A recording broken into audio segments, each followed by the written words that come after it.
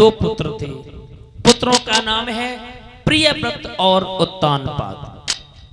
एक बात और बता दें श्रोताओं, प्रियव्रत जो है बड़े न्याय प्रिय राजा हैं। इनके यहां पर शेर और बकरी एक घाट पर पानी पीते हैं। अब प्रियव्रत क्या है? प्रियव्रत क्या है? कछु माताएं व्रत रहती हैं, व्रत।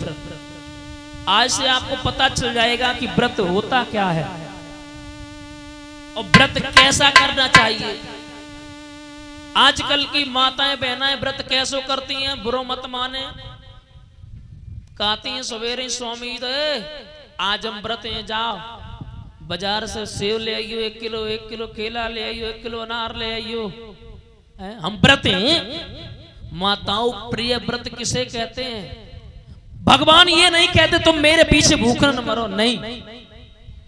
सिर्फ ये दिल साफ होना चाहिए, आत्मा साफ होनी चाहिए। वो कहा भी जाता है कि मुंह में राम बगल में ईंटें मिल जाए राम धमक दें, ये नहीं होना चाहिए।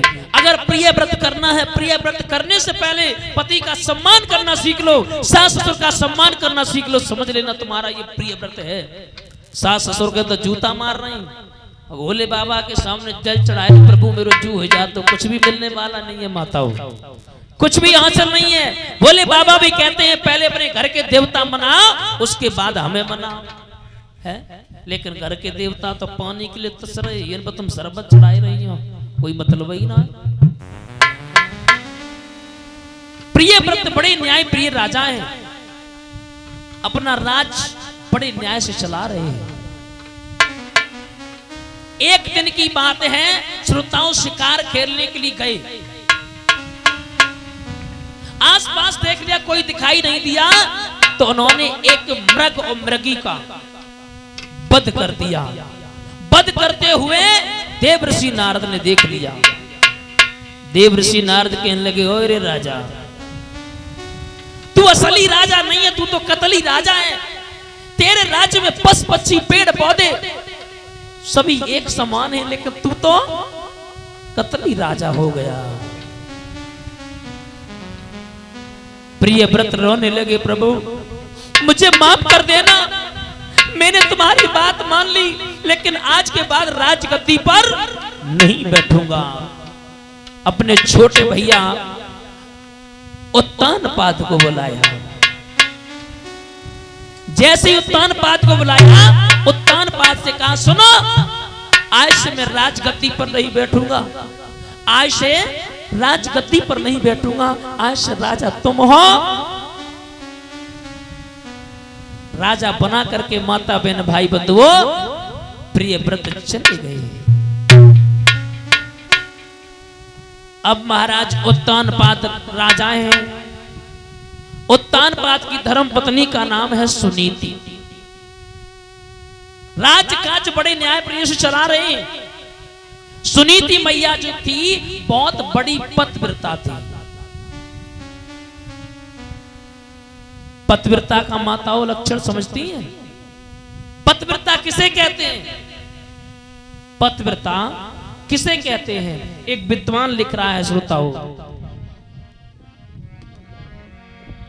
जिसके अंदर ये लक्षण हो समझ लेना वो मां पतिव्रता है। कि करुणे सुदासी, करुणे से दासी, एक दासी की तरह घर में काम करें, ये माताओं एक पतिव्रता का लक्षण है। कि करुणे से दासी कारे सुमंत्री, भोजने सुमाता, सेहरे सुरंभा। करुणे से दासी, एक दासी की तरह घर में काम करे माताओं, ये पतिव्रता का लक्षण है। कार्यस मंत्री, एक मंत्री की तरह पति को सलाह दे, ये काम अच्छा नहीं है, ऐसा नहीं ऐसा करना चाहिए। माताओं ये भी एक पतिव्रता का लक्षण है। भोजनेश माता। एक बात और बताएं, एक प्रश्न उठता है, स्त्री पति को, पत्नी पति को किस समय मां लगती है? जब भोजन ग्रहण कराती है उस समय मां के रूप में होती है, क्योंकि मां के सामने बच्चा चाहे 10 रोटी खा गया हो फिर भी मां कहती है तूने अभी खाया ही क्या है कि करुणे सुदासी कारे सुमंत्री भोजने सुमाता सहरे सुरंभा। शयन करते समय एक रंभा की तरफ प्रेम करे। एक और भाव दिया गया है कि पिया मन भाए, कि पिया मन भाए ओ सुहागिन बही है, पिया मन भाए।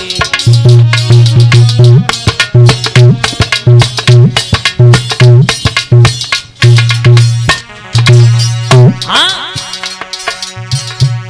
ये पिया मन भाए सुहागिन बही है, पिया मन भाए।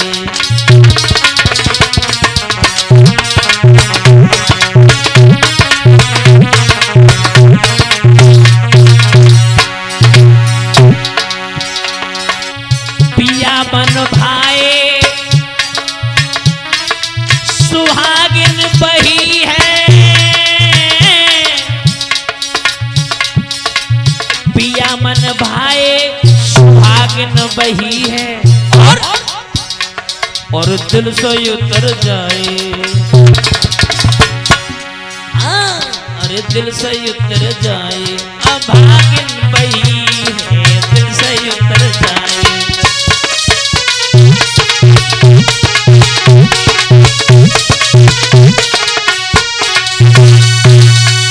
कि पिया मन भाई और सुहागिन बही है, वो दिल से उतर जाए अभागिन बही है। महाराज बहुत बड़ी पतिव्रता है। एक बात और बता दें, उत्तानपाद बड़े न्यायप्रिय राजा हैं। ना तो इनके पास धन धाम की कमी है, न सम्मान की कमी है, न भगवान की कृपा से किसी भी चीज की कमी नहीं है। कमी एक है श्रोताओ, उनके कोई संतान नहीं है। परीक्षित महाराज संतान देना और ना देना और दे करके जी लेना, ये परमपिता परमात्मा की कृपा हुआ करती है। एक ना एक दुख श्रोताओं हर किसी के पास में होता है कि कोई तनि दुखी कोई मनी दुखी। महाराज एक ना एक दुख हर किसी के पास में होता है कि कोई तनि दुखी कोई मन दुखी, कोई धन बिन रहती उदास, थोड़े थोड़े सब दुखी सुखी राम को।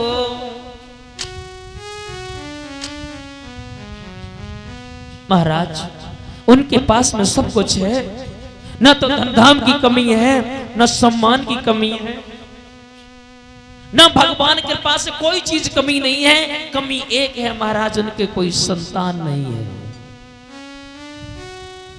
एक बात और बता दें श्रोताओं, किसी के पास में दौलत है तो बुद्धि नहीं है, किसी के पास में अगर बुद्धि है तो दौलत नहीं है,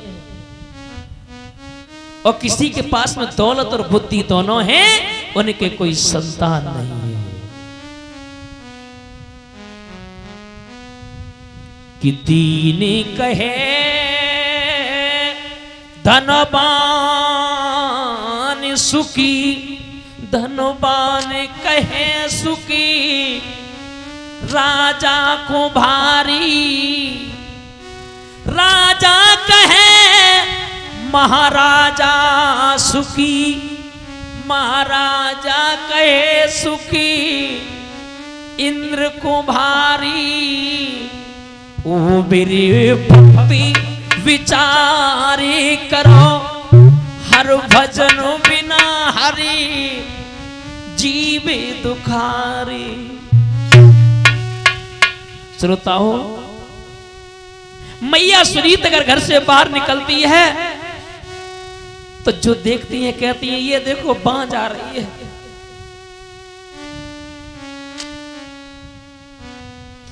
जैसे ही महाराज इतने शब्द सुने, दूर से देखा, कह दिया ये देखो बांझ आ रही है। उसी समय महाराज मैया रोती है, कहती है हे दीन बंधु भगवान, हे दीन बंधु भगवान, मेरे एक सुंदर सा नन्हा मुन्ना सा बालक होता ना तो मेरा आंगन हरा भरा हो जाता। मेरी कथा के प्रेमी सज्जनों, उस घर की शोभा ही कुछ अलग होती है। जिस घर में नन्हा मुन्ना सा बालक होता है, उस घर की शोभा ही कुछ अलग होती है। श्रोताओं, कोई संतान नहीं है, रोते हैं, कहते हैं दीन बंधु भगवान, हे मुरली मनोहर घनश्याम, मैं जाऊं तो कहां जाऊं, किन से अपने मन की कहें। एक दिन की बात है महाराज, उत्तानपाद को मैया सुनीत ने बुलवाया, स्वामी मेरा आंगन में मन नहीं लग रहा है। उसी समय उत्तानपाद के लिए क्या कहना चाहती हो? बोले सुनो।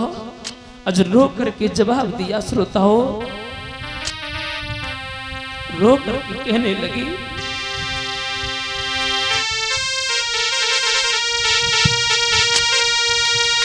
कि भर काया खिद में नीर बने नई धीर रोई गई रानी,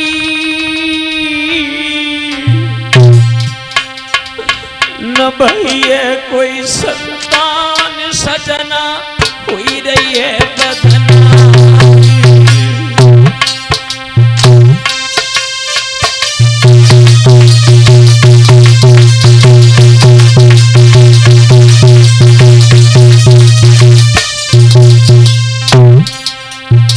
बैठ जाओ, कछु नहीं है, क्या हो गया है?